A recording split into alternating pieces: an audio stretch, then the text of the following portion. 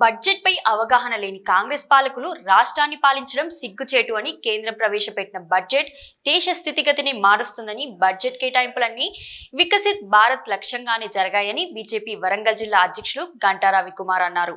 కేంద్ర మంత్రి నిర్మలా సీతారామన్ చారిత్రక బడ్జెట్ ను ప్రవేశపెట్టారని బడ్జెట్ కేటాయింపులపై హర్షం వ్యక్తం చేస్తూ బీజేపీ రాష్ట్ర పార్టీ ఆదేశాల మేరకు బుధవారం Warangal head post office junction లో ప్రధాని మోదీ గారి చిత్రపటానికి పాలాభిషేకం చేశారు.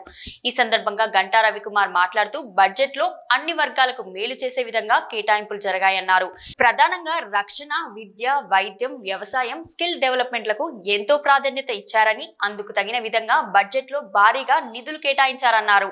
ఈ కార్యక్రమంలో రాష్ట్ర కార్యవర్గ సభ్యులు ఎర్రబెల్లి ప్రదీప్ రావు, కుసుమ సతీష్, రత్నం సతీష్ షా, రాష్ట్ర కౌన్సిల్ మెంబర్ తాబేటి వెంకట్ గౌడ్, జిల్లా ప్రధాన కార్యదర్శి బాకం హరిశంకర్, జిల్లా ఉపాధ్యక్షులు కనుకుంట్ల రంజిత్ కుమార్, ఎరుకల రఘునారెడ్డి, గడల కుమార్, మాచర్ల దీన్ దయాల్, జిల్లా కార్యదర్శి గోకే వెంకటేష్, టేకుమట్ల రేణుక, మండల పదాధికారులు, నాయకులు, కార్యకర్తలు పాల్గొన్నారు.